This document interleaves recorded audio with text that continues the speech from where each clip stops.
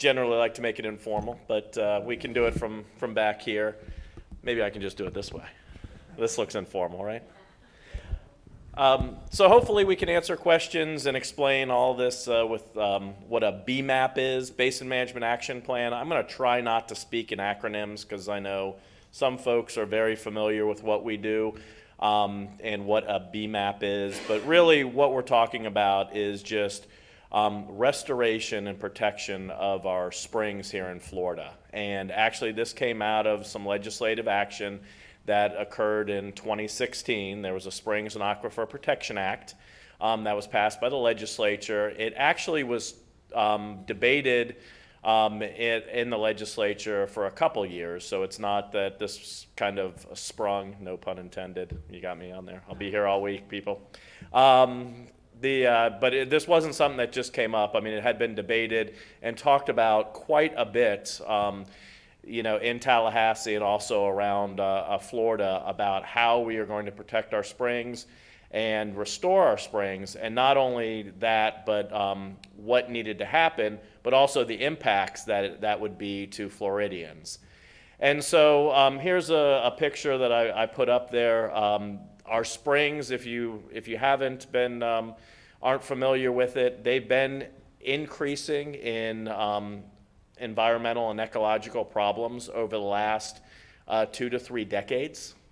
We have data that shows that as the populations have grown around these areas, that we've seen basically nitrogen. So we all contribute nitrogen to our to the environment, whether it's coming from urban or agricultural fertilizer, or if it's coming from waste products from humans, either wastewater treatment plants or septic tanks, which we'll talk a little bit about later. But that gets into our groundwater and then eventually comes out our springs and causes environmental problems. This right here is Weeki Wachee Springs. So if you see I should have done the before and after. Before, we'd have a picture of a mermaid swimming around and it's all clean and there's eel grass or that tape grass that you see. This is what it looked like probably about 10 years ago. And they've gone through a big process of cleaning it up. That's not the only spring that there was problems with. So we've seen these big environmental problems, and so the legislature said we need to do something about it. And they passed the Springs and Aquifer Protection Act, which basically what it said, I will jump forward to it, which basically what that said is that they identified a number of what they called outstanding Florida springs. Okay, there's 30 of them. These are our large iconic springs. If you think about it, Silver Springs, Wakulla Springs in the north, Weeki Wachee Springs. So these are the ones that people are very familiar with. And they identified those outstanding Florida springs, and they said basically 2 things. Water management districts, you all need to take care of the flow coming from this. So you need to look at the flow issues. DEP, you're in charge of water quality. You need to look at the water quality from these springs. And so we were given 2 years to basically go out and evaluate whether the springs were meeting water quality standards, whether they had the problems that I showed you or not. And then if they were, then we had to put together restoration plans for them, okay? And so 24 out of the 30 springs had problems. And so we kicked those off and we put together restoration plans to deal with those springs in the past 2 years, or basically up till July 1, 2018, or July 1 of this year. Here's a picture if you want to see around the state where the 30 springs are. I really should update this and show the spring sheds, so the contributing area. And the interesting thing about springs is a lot of us know about surface water, so you think about the fact that if you dump something on the ground and it rains, that flows into the surface water. Well, in springs, we get the source of the springs is groundwater. And basically anything that happens out on the geographic area, the rain actually drives it down into the groundwater, and then that groundwater comes out our springs. And in some areas, it gets there very quickly. In other areas, it takes a little bit longer. But we do have contributing areas that are tens of miles, if not up to 100 miles away. So, and in some of those, it actually gets there pretty quick. It really all depends on the geology, and I'll talk a little bit about that in a minute. But so these springs areas are pretty darn big as you look across the state. So what the Act told DEP we had to do was we had to identify these priority areas known as priority focus areas.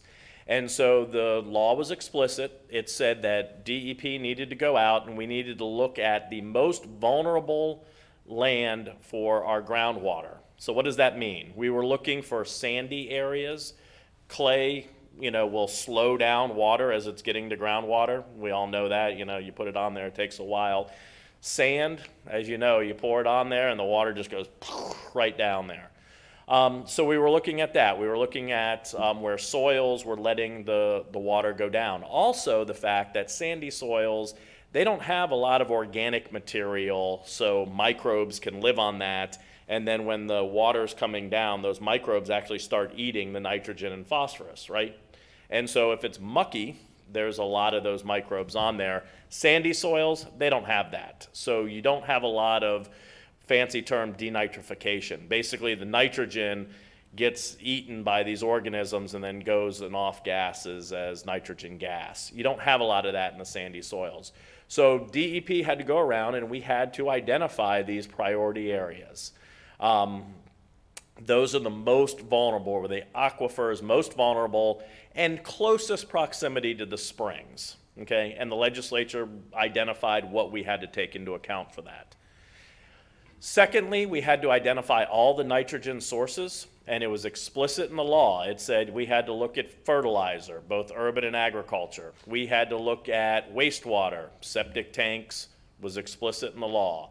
Wastewater facilities was explicit in the law. It also said things like sports turf. So think golf courses, baseball court, all of those.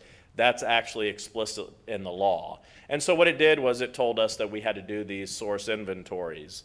And then in areas of these springs where septic tanks or septic systems contributed more than 20% underneath this source inventory, the law said we had to do a remediation plan. Okay, so that was explicit in the law as well. There's some prohibitions in the law. Again, this is in state statute that are tied to those priority focus areas. The last one on that sub-bullet, the last line on this slide, is really the one, it doesn't impact Putnam County, but it impacts other counties greatly. And basically what it said was in these priority areas that if septic tanks are a problem in these priority areas, that conventional septic tanks weren't going to be allowed anymore. We were going to have to go to upgraded systems.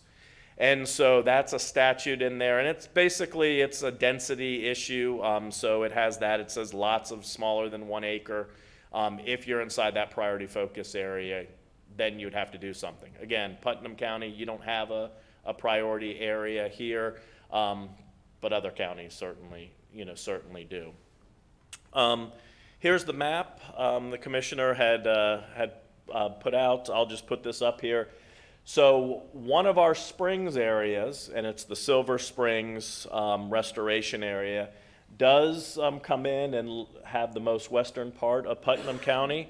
And if you want to know that boundary line right there, basically that is Highway 21, State Road 21, I believe, that comes right up there. That's the boundary, and then it kind of skirts along there. So if you're familiar with the area, if you're west of that, you would be in our BMAP area. So that basically our BMAP area means that area does contribute to Silver Springs, okay? So the water that's on there eventually finds its way to coming out Silver Springs. It is not one of the priority areas, but it does come out there.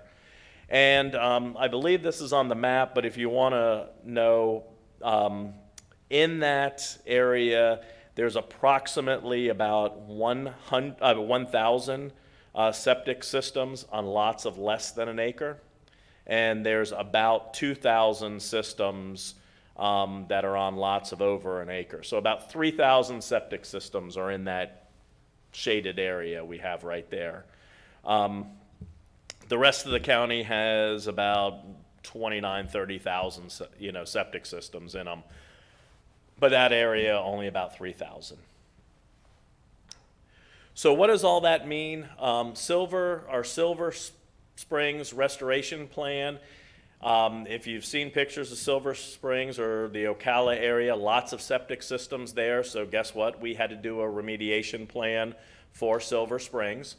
So that means that prohibition that I identified before will go into effect in the priority area. Again, there's not a priority area here in Putnam County, but in Marion County there certainly is one. That was supposed to start on July 1st of this past year, 2018. We did receive a number of petitions to extend the time period. So they wanted an extension basically to decide whether to challenge our restoration plans or not. There was a lot of different folks, but mainly the Florida home builders wanted some additional time so they could get their supply lines in place and work on pricing and work through their backlog of contracts that they've already put in place. As I understand it, when they're changing the building code, basically they have a 6-month period of time before things get implemented. Unfortunately, we don't have that ability in our statute, so we couldn't give that 6-month time. But the home builders got creative and they asked for a 6-month extension, and we granted that. There were other petitioners as well, and we granted them time to decide whether they want to challenge our restoration plans. But basically now everything is waiting for January 4th of 2019 when things will go into effect. What that means is that basically for Putnam County, you all are within a BMAP area for Silver Springs. However, none of these requirements will go into effect January 4th. And let me explain what that means. Number one, you're not in a priority area. So that means the statutory prohibition on new construction is not going to go into place. So that's lots of less than 1 acre inside the priority area. That's not applicable. The other part of it is we know that we need to remediate systems outside of that priority area. However, in our restoration plans right now, we delayed that for a maximum of 5 years. And we delayed that because, one, we needed to work on how to put together financial assistance for homeowners. Obviously, going to some of these more advanced systems that are going to deal with nitrogen, then it's going to cost more money. And so we needed to work on a way of dealing with that financial system. Department of Health also was completing some rulemaking that they needed to do, and it's my understanding they'll be entering in some additional rulemaking coming up to help with, take some pressure off and add additional opportunities or options for, for these septic systems. So that's going to be happening over the next 5 years. The other thing was that in the counties that had these priority focus areas, those priority areas, what we needed most, I think, from them was a local master wastewater plan. And by that, what I mean is a lot of homeowners didn't know whether, is my house going to be sewered, anytime in the next 5, 10, 15 years? Or do I need to buy one of these fancy systems, and install that? Because nobody wants to spend an extra few $1,000s on a fancy system just to find out 2 years later you're going to be hooked up to a sewer, right? So we'd been working with the local governments. 2 years is an awful quick turnaround time to get plans together. So we are working with those folks, those counties and utilities that have a priority area to come up with this master wastewater plan. So everybody in that priority area knows, is my subdivision, is my home going to be put on sewer, or do I need one of these fancier systems?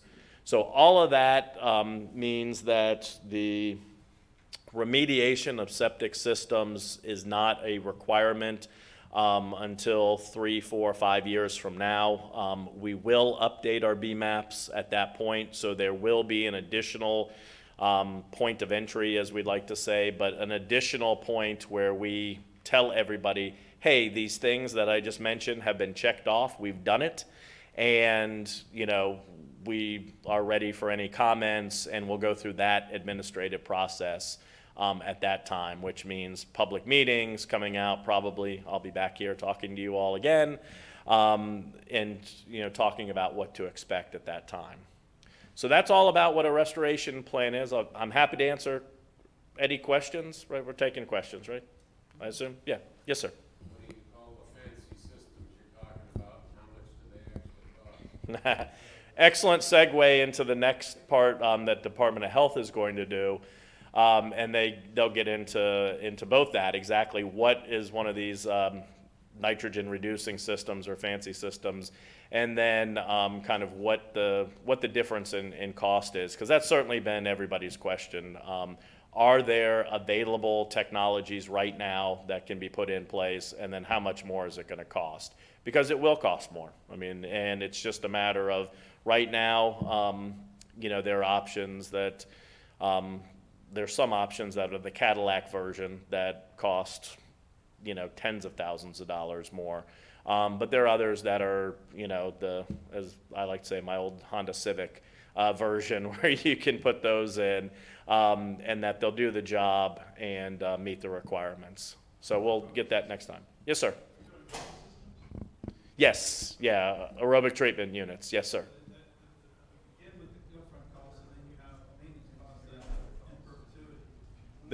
That's correct. There are some.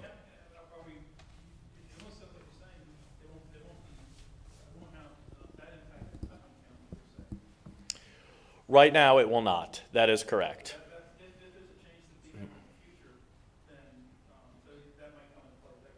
That's correct.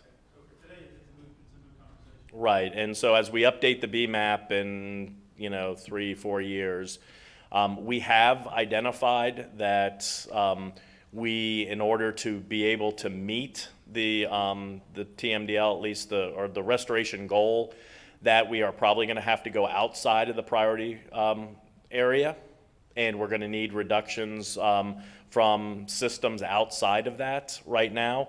And so the question will be whether that is on lots of less than an acre, or whether that's on all lots. But that's still something that will be talked about and refined.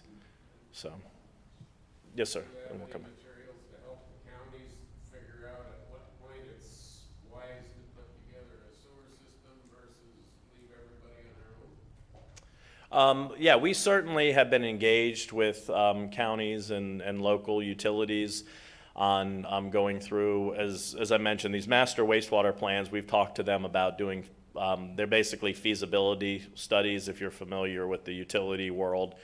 And so we have folks, engineers, who've kind of gone through those discussions and everything. We're happy to point anybody who's interested. I can give them names and information on who to talk to. So. Just so we're clear, you only talk about the impacted area being the shaded area in Putnam County to the west, out like Johnson. Yep. Yes, sir. I mean, it's all I'm gonna. this area that's shaded. Yeah, it's that shade. Yes, ma'am. You had a question, then we'll. If a homeowner invests in this fancy system and 10 years down the road they get sewer, are they going to be required to attach to sewer, or can they just keep their fancy system? Yeah, that's a. Yeah, so maybe Department of Health wants to. So basically, right now, when that's part of the reason why trying to put together these feasibility and understanding where locally you're going to sewer versus what needs to be upgraded, because our plans by law have to say that we have to try and achieve our goal in 20 years. That's what the law says. Now that's a lot of infrastructure to put in 20-year time period. And so, you know, it may be something where there's a reliance on going to the more advanced systems just because of trying to do the build out. But right now, you know, that is a good question as far as there's no guarantee that if you on your own go and put in a system that 10, 15 years from now, if sewering becomes available and the utility writes you the letter that says you have to hook up because you're within, you know, 100 feet of this, that wouldn't be enforced. So a lot of it is really trying to get that information out, talking to the local government, talking to the utility about where are you planning on doing these things. Within And the then- 100 feet thing is a law, right? That's a law, correct. Right, that's why I bring it up, because that is a statute, and a law that, you know, is out there, so we can't just say, I can't strike something in my restoration plan that, you know, trumps that law. And so that's why I say, I think it's one of those things of, excuse me? Partial answer to her question. Well, that's why I said, there's nothing that says, now I will tell you that, you know, there's areas where, you know, people are within 100 feet and they're still on septic systems. You know, we know that, you know, there's that situation as well, so. I think this gentleman had a question. I apologize for missing the earlier part of the meeting, and you might have covered it. Are the requirements that you're presenting today, are they specifically for the Springs BMAP? Or do these requirements also apply to the lower St. John's Basin BMAP, which the rest of the county is in? Now, these are for the Springs. Okay, so that's two completely separate areas. We're just talking about that very small portion of Putnam County that is in the Springs BMAP. Correct. Okay. So right now, remediation plans for septic systems are only in our Springs BMAPs. Yes, sir. The reason I really wanted you to come down, I went to Tallahassee for this meeting, and came back, and a constituent called me about a contractor who wanted to upgrade them to this fancy system. But basically said, you gotta take this system. And I went, no, you don't right now, but what you're saying is very important, and we need to hear you, is that if you don't meet the desired results that you're looking for, then you're gonna step outside of these areas to get those results. And then those systems might be required at that point. And I think that's what we wanna tell the public, is we might not be required now, but in the future, it might very well be required. Correct, and that's something to be, yeah, that's exactly the point. We won't be expanding outside of the, you know, that gray area, because that's really the Springs contributing area. But we, you know, the way that this whole plan works is we try and focus in those priority areas closest to the spring. But as we're moving forward with that, we may have to move outside of that to get reductions, and that may encompass the entire restoration area, the entire contributing area to some extent. And I think we have in our public meetings, our restoration public meetings, the BMAP meetings, I know I said I wouldn't say an acronym, but in those meetings, we've had that discussion with folks, but I don't think that, you know, that's a small group that actually comes to that meeting. But we've tried to establish that expectation that, hey, right now this isn't going to impact you, but pay attention because it might, and you need to be, you know, you need to be aware of it. What are you gonna do in some of the municipalities that just flat out refuse to do a centralized sewer system? And they don't wanna grow, they don't wanna have any more, they can't get any major restaurants because they don't have enough land for the parking and septic and Sure. restaurant and all that. What are you gonna do when that time comes and you say, you gotta do it or not? I mean, what's gonna happen? So then they would have to upgrade their system to, I mean, the gentleman made the comment about aerobic treatment units. There's other options. There's a passive system, which we'll talk about, or DOH will present here in a minute. But basically, they will have to do one or the other when the time comes that they have to do something with their system because it's backing up. They won't be able to put back in a conventional system. And so, you know, that's what the future's coming in a lot of these areas. Well, in the previous slide, you had that there was, financial assistance, it looks like, for homeowners. Is there a quantity in that, or can you quantify that? So right now, as I mentioned, none of this is a requirement right now. So the department set aside for this period of time, we set aside $4 million for those areas and the water management districts have also, I cajoled St. John's, I guess, 2 years ago, we gave them money. But basically to put into these programs where we have the priority areas, to incentivize folks to go ahead and start hooking up to, not hooking up, but incentivize them to go to the more advanced systems. That's 13,000. And That's 13,000 per household based on 3,000. yes, It's really a moot conversation because that's enough to cover the cost. right, so, I'm sorry. No, go ahead. 4 million is not just for our small 3,000 units, that's different. yeah, I mean, this is a, The question was, in the slide it said it was That's the whole restoration area. so this is, 3,000 homes. right, so this, well, right now, there's 3,000 homes in that area. There's not a requirement for any of those 3,000 homes to upgrade. But if there was, So if there was, likely it would be, as I mentioned, it would probably be on lots of less than an acre where there's 1,000 of those homes. And as you look out trying to deal with that over a 20-year period, which is what we have, you're going to need to have some financial assistance available for folks. And there's money available. We always get into this, this debate. Right now, it's not enough. I can tell you that much. We know that. We've tried to incentivize it in our priority areas. It's part of the discussion I'll probably have for the rest of my career of talking, with the legislature about appropriating funds.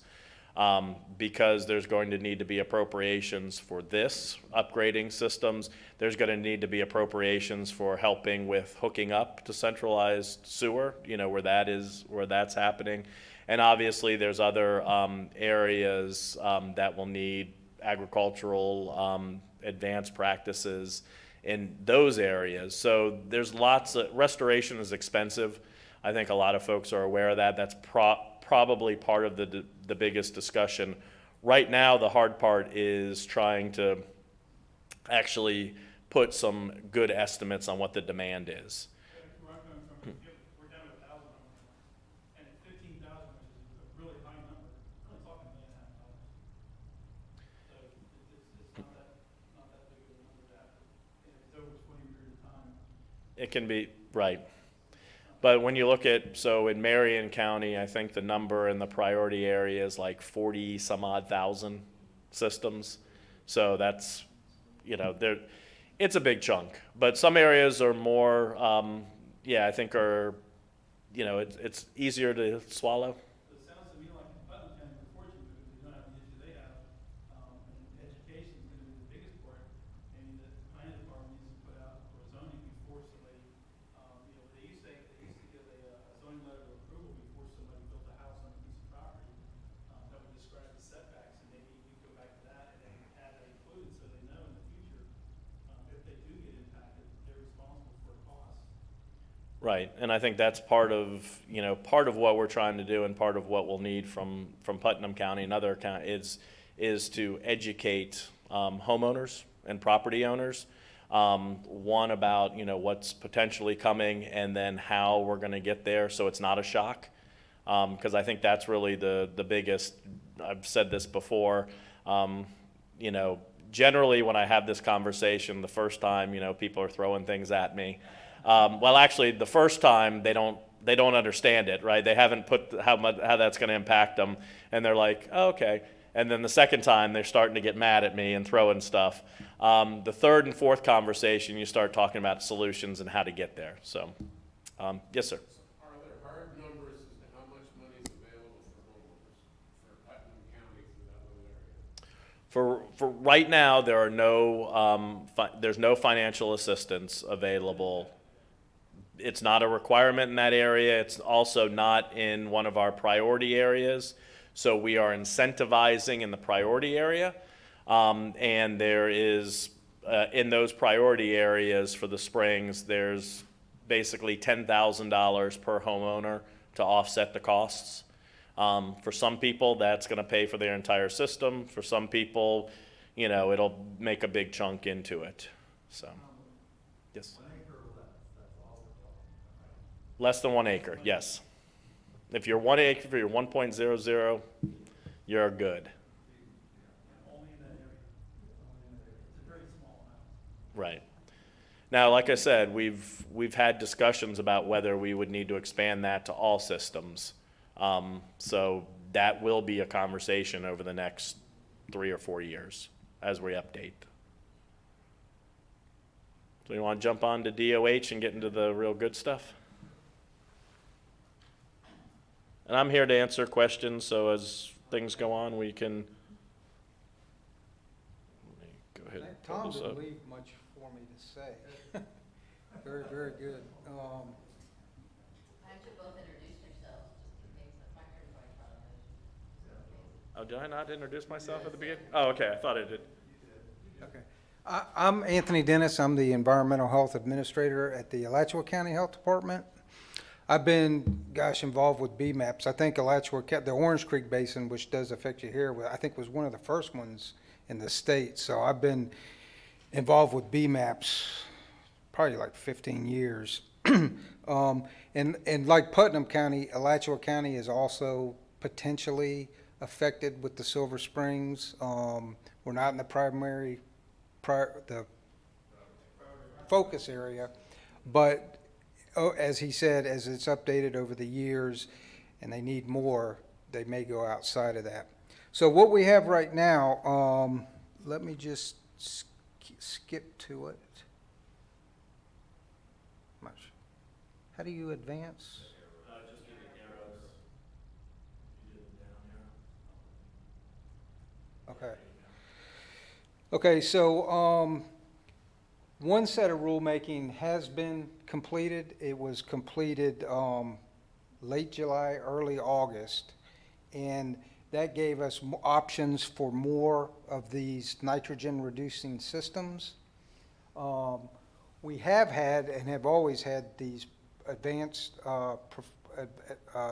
performance systems. Those are engineer design. They have to have an operating permit, a maintenance entity. They're very expensive, typically 3 times or more what a traditional system would cost. ATUs we've just approved through the new rule, the standard 40 and 245. So those are in rule. Those are ATUs that have those are ATUs that have the ability to reduce nitrogen. Those systems are on average about twice the cost of a traditional system. They do require a maintenance entity and an operating permit, so that's an ongoing expense. But also what was approved in rule was the in-ground nitrogen reducing biofilter. And this, I think, will be the preferred system where it can be installed. It's very site specific. It's got to have sandy soil, which is typical, as you heard from that's typically where we see the influence from septic systems where there's sandy soil. This system could be as much as twice a traditional system, and everyone wants to hear price. It's hard to put a price because it does vary. For a standard home, standard in-ground system, I mean, the cost could be anywhere from $3,000 to $5,000. So if you're having to put this type system in, it could go from $6,000 to $10,000. When you're dealing with a water table where you have mounted systems, which is there's a lot of high water table here in Putnam County, a lot of mounted systems. Putting this system in would add about 12 inches of fill to the system. 12 inches of height to the mound. That's an additional expense. But essentially what it is And there's no operating permit and no maintenance entity is needed, so it's it's put in. You do have to record this on your deed because it is expected it'll have a life, and we don't know what that is yet, 15 to 20 years, where it may quit performing and it may need to be replaced. And so it's recorded on your deed that you have this installed on the property. Essentially what it is that this septic systems are permitted with a 24-inch of aerated soil. That's where the bacteria take care of all the bad bacteria, viruses, but it also creates that environment for nitrification, and that's where you get the nitrate is produced. So there's it's called lignocellulite material. It's a mixture of wood chips and loamy soil, and we've had a lot of calls from contractors that are trying to get prepared, staged to be able to produce this stuff. Basically mix it together. You have to do an excavation, then you install it. And to do this is going to require I've heard maybe more, 2 to 3 more inspections from the health department. And so there'll be re-inspection fees of $50 each time that it has to be done. So there's going to be that little bit of expense with the permitting. But then the system is approved and you fulfilled the requirement for a nitrogen reducing system. So any questions about that? There's not an operating permit required for this. No engineer design, no maintenance. It's really very similar to a standard drain field. It just has this layer beneath the standard drain field.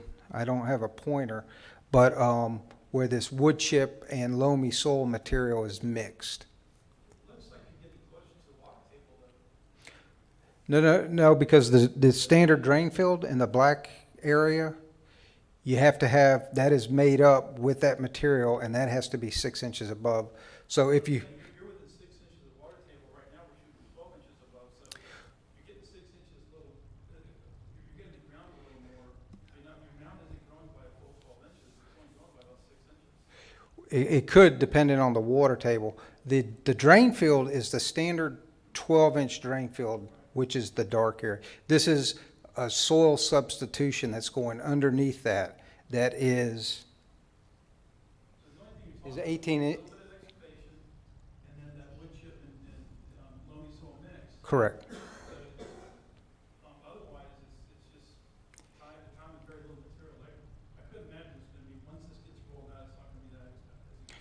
Yeah, the industry is saying, I mean, they're saying up to 2 times as much as a standard drain field.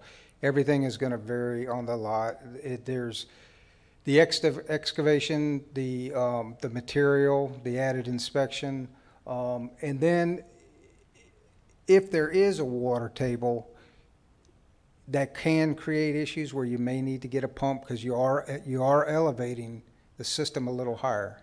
That's gonna have to be pumped, but from a person that does this for a living, the difference between an in-ground system and above ground system is about $2,000, $2,500. The cost of the fill, right? So Right. if we're talking a double, we're only having a conversation about 2,500, so you're talking $2,500 more. Right. That's not that great. Right. Yeah, and that's why we stay away from the prices because all counties are different, you know, with what it costs. But up to twice as much. But not on the whole system. The point, when you talk to a system, you're doing a tank. Correct. versus a tank and a pump. Correct. You're already paying for that no matter what. Correct. So we're only talking about the drain field end of it, and it's really not that big of a number. Well, that's good. I mean, hopefully it's not. That's why this was put into rule as another option, a low-cost alternative. When I hear double, I just put a system in last week, it was $7,000. I'm thinking $14,000, no way, we're out of a $9,000 conversation. Right. Well, good. Yeah, I think, you know, the costs are I think the biggest variable. Certainly there's folks who will pick you know, they'll say, oh, this is gonna cost $10,000 or $20,000, but they'll pick the big Cadillac versions and say, you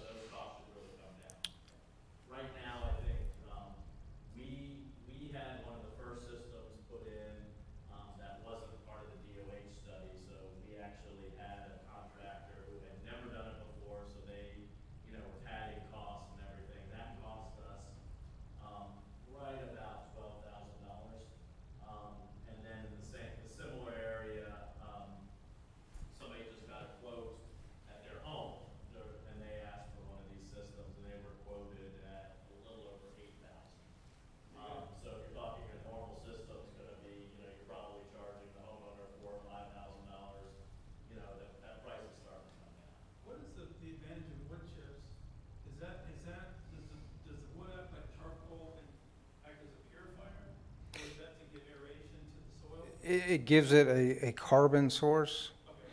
It's, and that wood material, I mean, that's part of the cost. I mean, we've had, wood resource recovery companies that, trying to get into this market. But yeah, I mean, you can use sawdust, wood chips, and then it does have to be mixed with a loamy soil, so that is, you can't use the soil, you typically can't use the soil on site, right? So then you have to mix it and then do the excavation, install that, inspection, then you can construct the traditional drain field on top of it. So is this something that the county could develop at the landfill with all the, what they have laying out there? Yeah, I think they could. And the mixture's easy to combine? Yeah, I mean, so you're in the industry. I mean, I'm getting not as many as I thought I would, but contractors trying to get, stay in front of this thing. I mean, that's the right thing to do. Any other?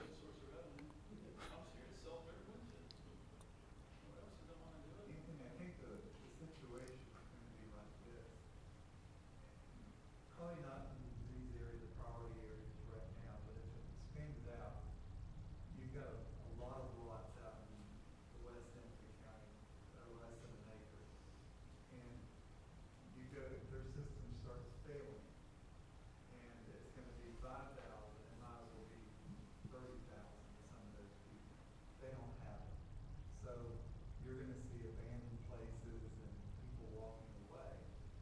And there's not a lot of room out there. I mean, these lots were 75 by 125, so you can imagine, one Mhm. sentence in the back and one well in the front and all the way through the estates like that.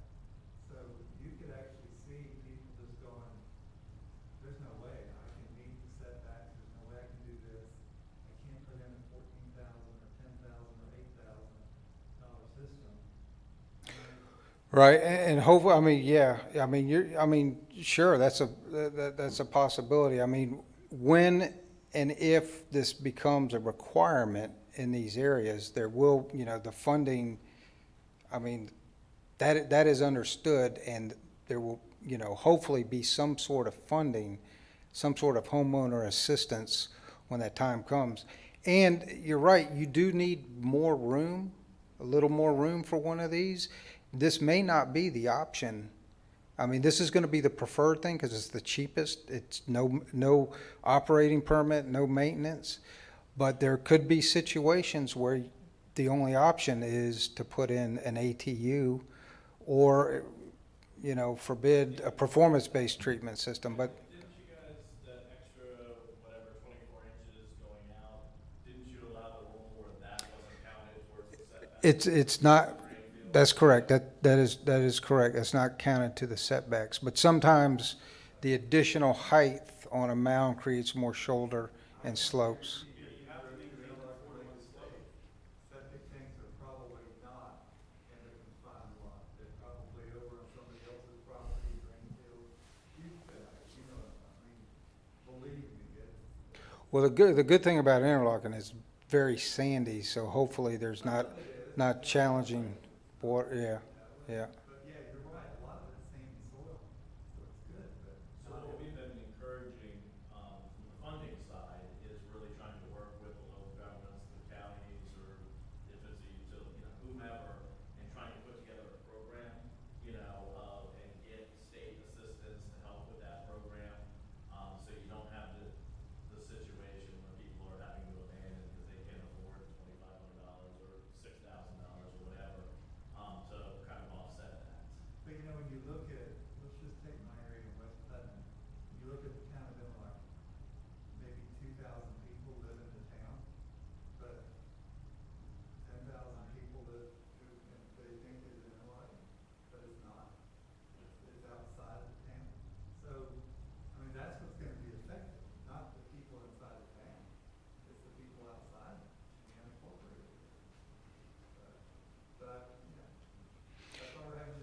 I mean, they're great questions. I mean, it always comes, I mean, that's why we cut right to the chase here on this presentation. Is what's available and, you know, what are the expected costs with it. Well, it might behoove the county commissioners in the future to be looking at, some systems that might could spark economic development. So if we say, you know, this area's gonna grow, maybe we can fund a system or partner with somebody to fund a system that maybe can piggyback and we can see areas grow based on that. Well- Having a centralized system.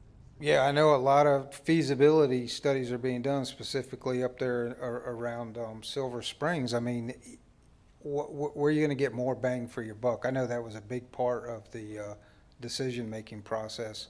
You know, where are you going to, and that's why there's the priority focus areas, where you can get the most bang for your buck, and then you try that, and it's continually looked at, updated, and if you're not getting it there, you may need to expand outside of that priority focus area. Yes, ma'am. How is this gonna work for those septic systems that don't have a mound, that are? The only thing that would dictate, that putting in a nitrogen reducing system does not create a mound. Except for a rare situation where the water table, if the water table were 48 inches or 36 inches, you can get a system in the ground, but it's really shallow.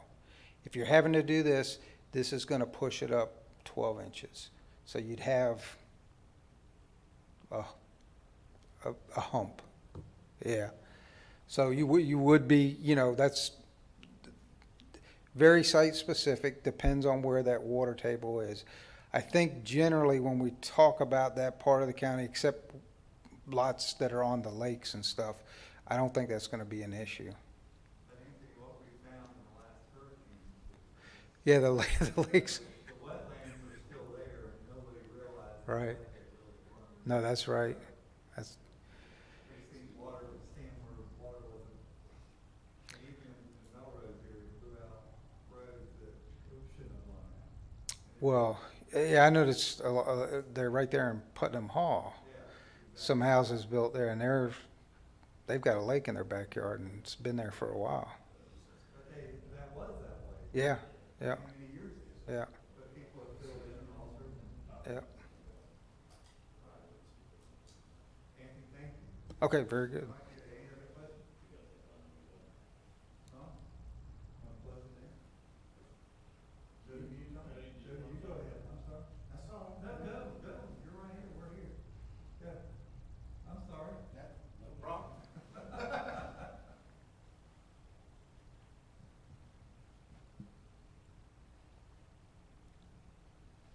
Uh-oh. I don't have anything. Oh, okay. I'm good. I'm agriculture. Now, my name's Jody Lee. I'm with the Florida Department of Agriculture, Office of Ag Water Policy. And y'all have the little handout that's my presentation tonight. I'm not as slick as Tom or Anthony. And they did a really good job of showing y'all what everybody's up against. And a lot of the slides, if I had a PowerPoint, would be redundant of what Tom had. We've been in a lot of these meetings together and faced a lot of the same questions and issues together. But as far as agriculture goes, you can see on the handout that I have, it's the same shaded area. And in that area, we have roughly 8,300 acres of agriculture in that area of Putnam County. We have roughly a quarter of that enrolled in our best management practices programs. So that leaves us about 3/4 left to get.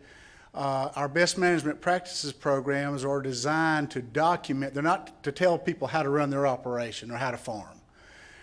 Our best management practices programs are there so that we can document that the farmers are doing what they should do to protect the natural resources in the area. And they address 3 areas: nutrient management, irrigation management, and water resource protection. Those are the 3 critical areas. And a lot of the best management practices that we have are non-structural, where you can't really see what's going on. And one of the biggest ones is record keeping, and showing how much fertilizer they put out, when they put it out, and that type of thing. When they irrigate, if they irrigate. A lot of people don't understand is that a lot of agricultural lands, especially pastures, are not irrigated, and a lot of them are not fertilized. And when they are fertilized, they're not fertilized on a regular basis. In the western part of Putnam County, the primary ag operations that we have out there are livestock, cattle, cow-calf operations, and some equine operations. So we've targeted the primary producers in that area right now. What you see of that 75% that we have left to look at, we need to really kind of ground truth that area to make sure that that's still real bona fide agriculture. A lot of what you see when we report these things goes off the property appraiser's side for an ag classification. So we don't know if it's actually in production still, but it's still got an ag classification, or if they're little hobby operations. And we're working now on what we call our small farms manuals to address all kinds of operations that are under 50 acres in size. And that could take in the vast majority of what we have left over in Putnam County in the western portion of the Silver Springs area. One of the things I like to just kind of, does anybody have any questions about that before I go on? One of the things I like to kind of expand on what Tom and Anthony have talked about is what we call the water bill, which is the Springs and Aquifer Protection Act. You hear a lot of people just call it the water bill. And what it did was, prior to that being signed into law, we had 5-year review periods for all of our BMAPs, our Basin Management Action Plans. And it, as long as every 5 years, if you were in the right trend, going in the right direction, they'd say, keep doing what you're doing good. Well, that water bill changed things. It gave us 5-year milestones to meet. And now in 20 years, we're required to meet the TMDL, the total maximum daily load in that basin, legislatively. So now we've got these 5-year increments that we have to meet. And for agriculture, our 5-year goal for the first 5 years is to get 100% implementation of all the applicable BMPs that are in that basin. Now, you notice I said implementation. That doesn't mean enrollment. That means everybody that we've got enrolled, we want to do 100% of the BMPs that they're supposed to be doing. In the 10-year mark, we want to get the load that's associated to agriculture in that basin down 80%. And in 15 years, we want to get it to 100%. That gives us a 5-year buffer to try to get to where we need to get. And like Tom and Anthony have both mentioned, it may come to where we might need to do something extra. And for agriculture, that's going to depend on a lot of people that are willing to volunteer to participate in those programs and cost share money if it's available from the legislature, because we depend on that for our cost share dollars every year. And a lot of what we do up in this area, especially in cattle and cow-calf and equine operations, are cross-fencing and exclusion fencing projects to protect the water resource and the sensitive areas on a property. It helps producers manage their pastures better so they don't get all grazed down and you got a lot of runoff. They maintain their pastures in a good fashion to keep at least 2 inches of grass in those pastures. And then we can fence off sinkholes or wetland areas to keep cattle or horses out of those areas and encourage them to go to other areas to get water. We'll even cost share solar-powered wells to water their livestock, their animals with, to keep them out of those other areas. So those are some of the things that we do up in this area that are primary to this western portion of Putnam County. So, that's kind of the simple ag presentation to what Putnam County's got. We're lucky that, like Tom and Anthony have both said, the priority focus area for this Springs area is all in Marion County. It's none of it's in Putnam County. So Putnam County is lucky in that aspect for all things. But what we're doing now is to work with producers to, since the water bill has been passed, and I think it's important that I pass this along, is that we get the producers to understand if you're in an adopted Basin Management Action Plan area, then you either enroll in what's applicable to you or you monitor for water quality discharge. And it's not just going to scooping up water out of your ditch. You're going to follow either a DEP or Water Management District protocol sampling program. And that can cost producers tens of thousands of dollars a year. And of all the acres we have enrolled in the state of Florida, we have yet to have anybody that's chosen to monitor themselves. But now we've got a kind of a time frame on it, a limit, how long they can take before they start monitoring. And we're working statewide with not only the ag associations to get to their members, and word of mouth is one of the best ways that we can get the word out. to get producers to enroll that, hey, this is not really so bad. When we go out to enroll people, we ride around with them across their property and we talk with them. And when we get through, we break out the manual for them to go through on the checklist to enroll in our BMP program. We can tell them, you know what? You've pretty much answered all the questions on this checklist just by us talking. And what we found, and the new water bill requires us to submit a report to the legislature every year now. And we found in the last year that producers were implementing 98% of the BMPs statewide. That's pretty close to 100%. So we just got a few things to get across to people that we need to make sure that they understand what they're supposed to be doing.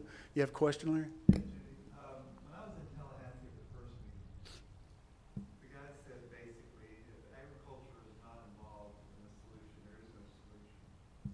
But he also said to this, don't think that ag is the biggest polluter either. They're not. Just because you drive by a cattle farm or a dairy farm, and you think, well, boy, if they clean up their act, we're fine. They're not the big problem here. It's all of us together. Do you agree? Well, I tend to agree with you. Of course, I'm an ag guy, and we've had some discussions with Tom's outfit and, DEP and they're friendly. We don't get cross with each other about it, but, we've had some disagreements about some things, about what goes on, but there's a way that we can all work together to get where we need to get. And yes, I agree with you that farmers are the first environmentalists that there are. They got to take care of their land. If they don't have their land, they don't have anything. And they fish in the same water, they swim in the same water. They need to protect what they got. They hunt on all that property. They need to protect it. Yes, sir. Translate that thought that you just had, which I love, down to, Waco, Okeechobee, and, sugarcane farmers. Are they getting the bone wrap? Well, that's not my area, but I will say this. And Tom, you can enlighten me a little bit, or you can. I was told when we discussed in South Florida. Yeah, we're talking about Western Putnam County. Hear different people say different things. Well, Because the commissioners want, really, sorry to jump on this, but, there are a lot of sources. You can't point to one and to say, this is the reason, that there's these problems. So, you gotta deal with all the sources. I was asking the ag committee. well, I can tell you too that we can show you that when the water leaves Lake Okeechobee and gets into the southern part of the Everglades ag area, that it's cleaner once it leaves there than it was when it got to them. You got a big concentration of stuff coming from Kissimmee down to the lake, and agriculture is part of it, but it's not all of it. Is the sugarcane grown to the north of it? There's some, But not, not all of it, but there's some. thank you. Well, thank you. But we all need to do our part, and we need to. It's not going to be just one area doing it by itself. It's going to be everybody working together. Yeah, what's right's right and wrong's wrong. Yeah. If you want to find your farmers, don't change all their zoning to residential, you'll find out real quick who's going to claim agriculture. Well, there's a lot of truth to that. We want to try to protect agriculture, because if agriculture goes out, once it starts growing houses, it didn't go back to growing crops again, and then you got bigger problems than what you've got now. What I'm saying is, it's a joke. If you send them out a tax bill for residential, they'll come out and let you know. Well, we're also working on outreach efforts. We've got our own outreach effort going on now, and what we call, I'll use another acronym, our BEEP program, which is our Basin Management Action Plan Enrollment Efforts Program. And we prioritize the BMAPs for ag. And we're sending out letters to them, letting them know what's expected of them. And we got to get it across to them, look, we got to get things going in a lot of areas and make sure that we're doing what we need to do. And if we're not, we need to figure out what we need to do. So, be glad to answer any questions. All right, I appreciate your time.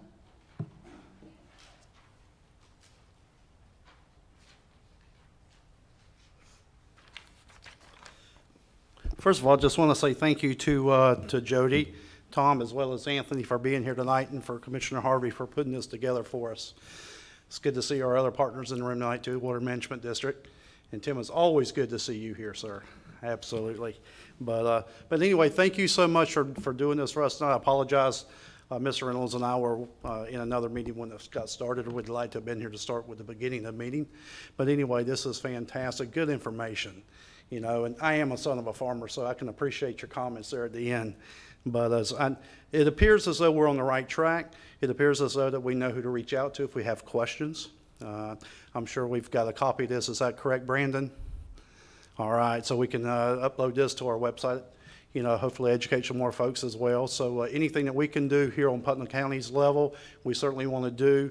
We want to make sure we get the information out to our citizens and give them the direction of where they can reach out if they need something more detailed than what we can give them. So thank you all for being here tonight, and thank you all for sitting through the presentation and supporting this program. Thank you.